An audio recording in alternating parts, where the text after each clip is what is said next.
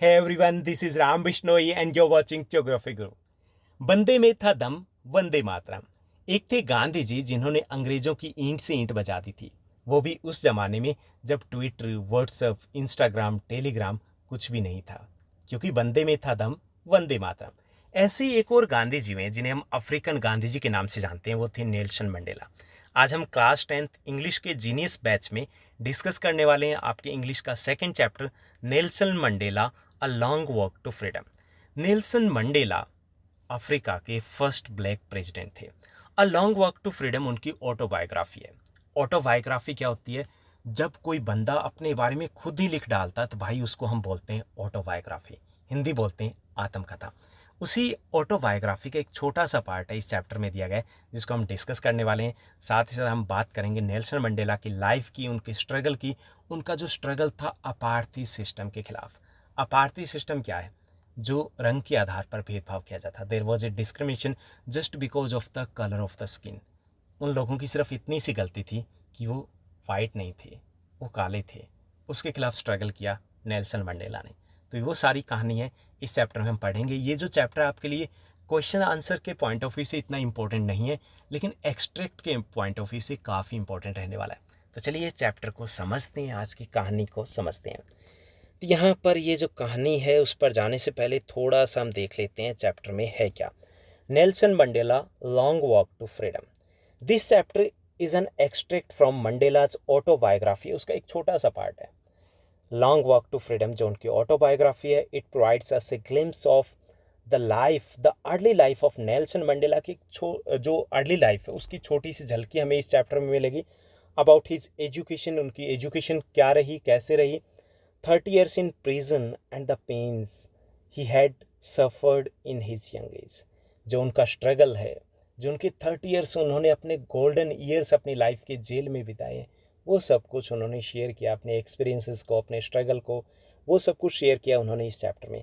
It also recounts his fight for the freedom for his own people who were tortured by the whites. साथ साथ उन्होंने share किया अपने struggle को, जो उन्होंने अपने लोगों के लिए, जो काले लोग थे, जो ब्लैक पीपल थे, सिर्फ उनकी गलती इतनी थी कि वो काले लोग थे, उनके लिए उन्होंने स्ट्रगल किया just for the equality, justice, और जो इनजस्टिस के खिलाफ स्ट्रगल था। तो यहाँ पर चैप्टर की हम शुरुआत करते हैं। चैप्टर की शुरुआत होती है 10 मई 1994 से, और उस दिन एक नया सूरज निकला था। अपार्थी सिस्टम है उसको टाटा बाय बाय बोला जा चुका था। आखिरकार जस्टिस है सबको मिल चुका था। तो उस दिन की शुरुआत होती है, वहाँ से हमारा चैप्टर की शुरुआत हो रही है। The over taking ceremony of Nelson Mandela, the first black president of south Africa. यानी कि ओवर टेकिंग सेरेमनी हो रही है। नेल्सन मंडेला नए सूट बूट में तैयार खड़े हैं शपथ लेने के लिए, ओथ लेने के लिए, विद हिज कलीग्स, अपने कलीग्स के साथ। And it was A historic occasion. ये एक हिस्टोरिक ओकेजन है because he was becoming the first black president of the country. पहले अश्वेत, हिंदी में कहेंगे तो अश्वेत राष्ट्रपति बनने जा रहे थे। So it was A historic occasion, not just because of that कि वो पहली बार प्रेसिडेंट बनने जा रहे थे, बिकॉज लास्ट में एक लंबे स्ट्रगल के बाद उन काले लोगों को इक्वालिटी मिली थी, उनको जस्टिस मिला था। Dignitaries and representatives of the 140 countries came to attend it. अलग अलग देशों से जो रिप्रेजेंटेटिव्स थे, डिग्नेटरीज थे, वो इस सेरेमनी को, इस हिस्टोरिक सेरेमनी को अटेंड करने के लिए पहुंचे हुए थे। The ceremony took place in the lovely sandstone amphi theatre formed by the union building in the Pretoria. Pretoria जो साउथ अफ्रीका की कैपिटल है, तो वहाँ पर एम्फी थिएटर होता है खुले में, एक तरीके से एक तो हॉल होता है, एक खुले में अरेंजमेंट किया गया था जो इस टाइप से नेचुरल तौर पर बना होता है स्टेडियम की तरह।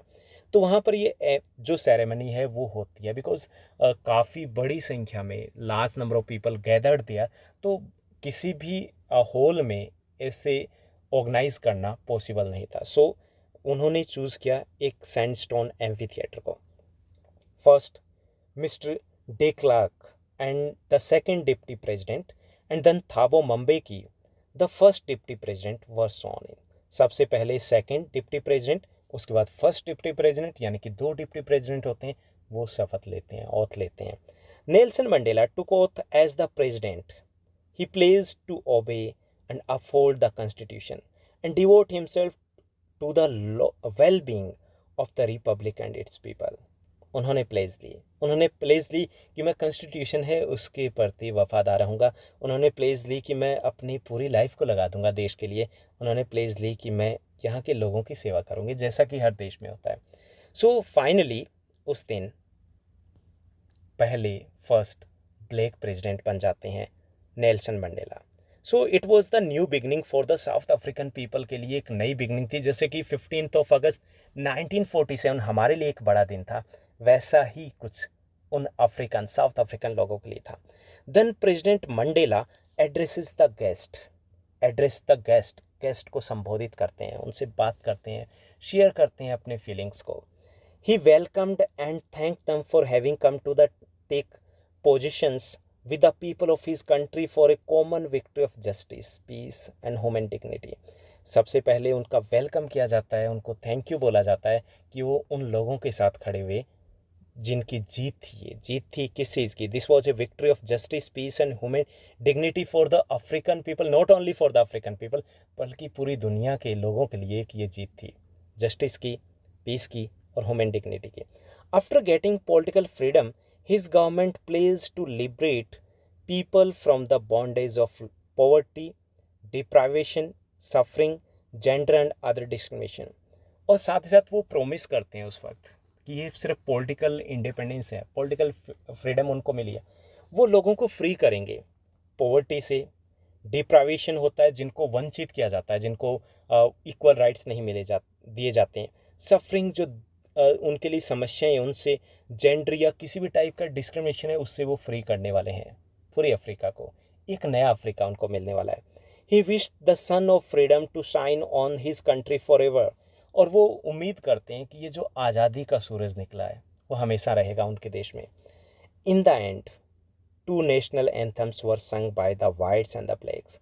और एंड में 2 नेशनल एंथम वहाँ पर प्ले किए जाते हैं, वाइट्स का जो कि पुराना था और ब्लैक्स का जो कि नया था।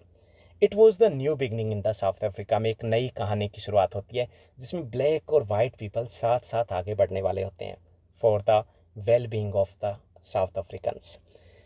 इन द फर्स्ट डिकेड की बात करें, उसके बाद फ्लैशबैक में चले जाते हैं नेल्सन मंडेला और शुरुआत करते हैं 20th सेंचुरी से।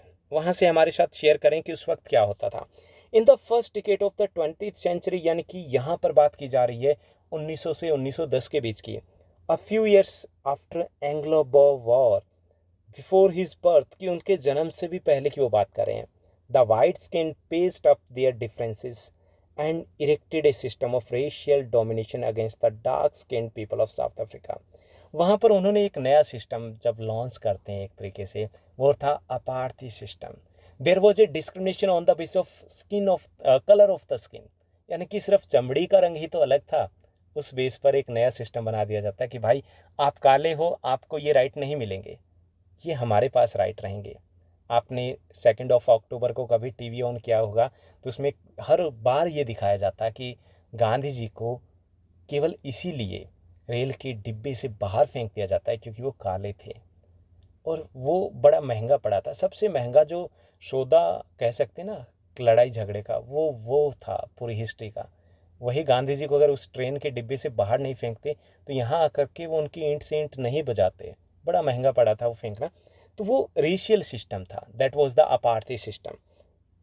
It was the birth of the apartheid, the harshest in the human creations में सबसे खतरनाक, सबसे खराब, जिसमें लोगों को सिर्फ इसी बेस पे कि उनका स्किन का कलर थोड़ा सा डार्क है उनको टॉर्चर किया जाता था। Now in the last decade of the 20th century, ये शुरुआत की बात थी लेकिन 20th सेंचुरी की लास्ट डिकेड की बात है। लास्ट डिकेड्स में यानी कि 1990 के बाद से 2000 के बीच में the system has been overturned forever, recognising the rights of all people irrespective of the colours of their skin and religion. लेकिन अब दोबारा से now again they are having equality in the country. There is no discrimination on the base of the colour of the skin या फिर religion, धर्म की बात करें, कैसा भी रंग है, गोरे हैं, काले हैं, सबको एक बराबर राइट दे दिए गए। सो ही इज़ रिकॉलिंग, यहाँ पे रिकॉल करें नेल्सन मंडेला कि पहले क्या था और अब क्या हुआ है, सब कुछ दोबारा से ठीक हो गया। ही रिमेंबर्ड, वो याद करते हैं, the suffering and the courage of the thousands of the patriots who participated in the long struggle, but were not there to witness the fruit of their achievement. वो साथ ही साथ याद करते हैं उन लोगों को, उनकी करेज को, जिन्होंने उन हज़ारों लोगों के करेज को, उन देशभक्तों के, पैट्रियट्स के, जिन्होंने उस लॉन्ग स्ट्रगल में पार्टिसिपेट किया था, but were not there to witness the fruit of their achievement. लेकिन वो आज नहीं है, 1994 को, 10 मई 1994 को नहीं रहे हैं अपने फ्रूट्स को देखने के लिए। उन्होंने जो किया था वो लास्ट में अचीव हुआ है, लेकिन उसमें उनका बड़ा योगदान था, but they were not there, लेकिन वो थे नहीं। It was a reign of operation cruelty that created a deep wound in the African people. कि ये जो दबाव का, दबाने का, ये जो क्रुएल्टी का एक रेन ऑफ टेरर आपने 9th क्लास में पढ़ के आए हो, ये जो एक पीरियड था, वो पीरियड जिसने अफ्रीकन लोगों को एक गहरा घाव दिया था। His comrades taught him that courage meant it is not the absence of fear but victory over it। कि उनके साथियों ने उनको सिखाया था कि जो करेज है, करेज का मतलब ये नहीं होता कि हम डरे ना, करेज का मतलब होता है जिस चीज़ से हम डरते हैं उस डर के ऊपर काबू पाना। That is the real meaning. It was not the absence of fear but victory over it. कि डर सबको लगता है, लेकिन डर के ऊपर अगर हम काबू में पा लेते हैं, that's the courage according to Nelson Mandela. No one is born to hate another on the base of colour of skin और रिलीजन। कि कोई दूसरे से नफरत नहीं करना सीखता जन्म से। किसी के पास ये नहीं होता कि उसे इस कलर के लोगों से नफरत करनी है, इस धर्म के लोगों से नफरत करनी है, ये हम सिखाते हैं। If they can learn to hate they then why not learn to love which comes naturally. अगर लोगों को ये सिखाया जा सकता नफरत करना, they can also taught to love other people. उनको प्यार करना भी सिखाया जा सकता है, जो कि नेचुरली होता है। हमारे जब हम जन्म लेते हैं, हमारा बर्थ होता है, तो हम प्यार के साथ जन्म लेते हैं। तो ही इज़ डिटरमाइंड है कि अगर लोगों को नफ़रत करना सिखाया गया था, तो प्यार करना भी सिखाया जा सकता है। He believes in the goodness of a man that never dies. और वो विश्वास रखते हैं कि हर व्यक्ति में अच्छाई होती है, और वो अच्छाई हमेशा उस व्यक्ति के पास, हर व्यक्ति के साथ होती है। Then he talks about the obligation. ये भी एक इम्पॉर्टेंट क्वेश्चन बनेगा। वो ओबलाइजेशन की बात करते हैं, ड्यूटीज़ की बात करते हैं कि हमारी कुछ ड्यूटीज़ हैं, 2 ड्यूटी होती है। वन टुवार्ड्स हिज फैमिली, एक ओबलाइजेशन होता है, हमारा कर्तव्य होता है अपने परिवार को लेकर के, उनकी टेक केयर हमें करनी होती है।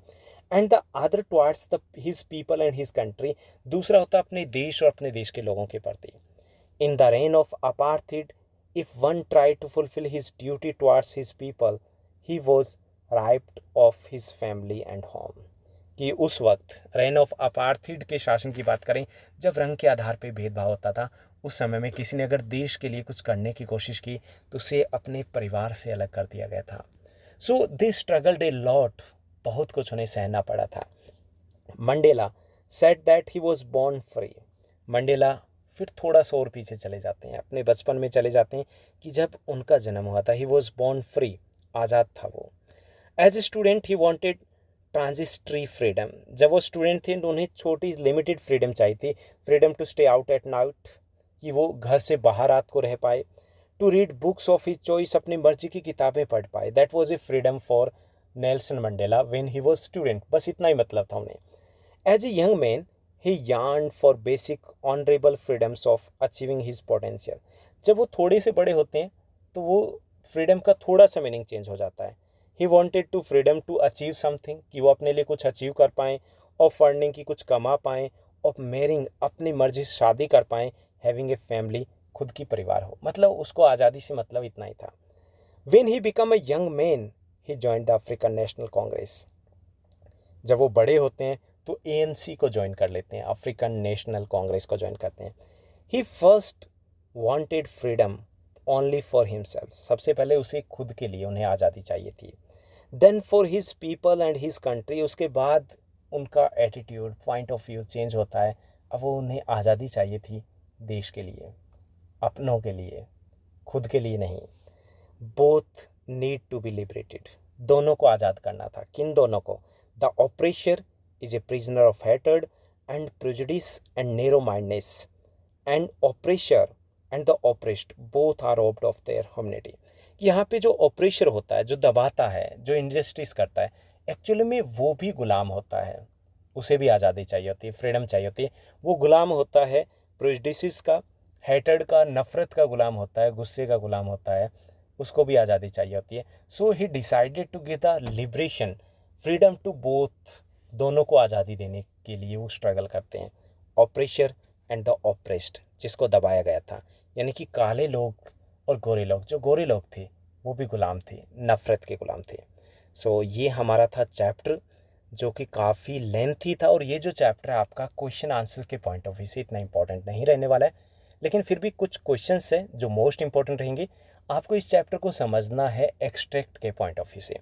इस चैप्टर के मोस्ट इंपॉर्टेंट क्वेश्चंस की बात की जाए जो आपके एग्जाम में पूछे गए हैं, बोर्ड एग्जाम्स की बात करें तो यहाँ पे मोस्ट इंपॉर्टेंट क्वेश्चन में फर्स्ट रहेगा, why is 10 May 1994 important for South Africa. South Africa के लिए 10 मई 1994 का, 1994 का जो दिन है वो स्पेशल है, क्यों है ये मैं बताना है। सेकंड मोस्ट इंपॉर्टेंट क्वेश्चन में रहेगा, what are the twin obligation Nelson Mandela talks about in his speech. अपने स्पीच में वो ट्विन ऑब्लाइजेशन की बात करते हैं, एक अपनी फैमिली के लिए, अपने देश के लिए, वहाँ के लोगों के लिए। तो वो हमें यहाँ पर राइट करना है, जो आंसर रहेगा। थर्ड जो हमारा क्वेश्चन रहेगा मोस्ट इंपॉर्टेंट में इस चैप्टर का, what is the dream of Nelson Mandela for the future of south Africa. South Africa के फ्यूचर के लिए नेल्सन मंडेला का ड्रीम क्या है, वो क्या चाहते हैं अफ्रीका कैसा हो आज़ादी के बाद। फोर्थ जो मोस्ट इंपॉर्टेंट में रहेगा, how does Nelson Mandela define the meaning of courage and the brave man. Nelson Mandela के अकॉर्डिंग करेज या फिर ब्रेव मैन कौन सा है, उनकी अलग से एक डेफिनेशन उन्होंने बताई, तो वो हमें यहाँ पे राइट करना है। इसके साथ साथ एक हमारा लॉन्ग आंसर टाइप क्वेश्चन बनेगा, how did the desire for the freedom of his people change Nelson Mandela's life.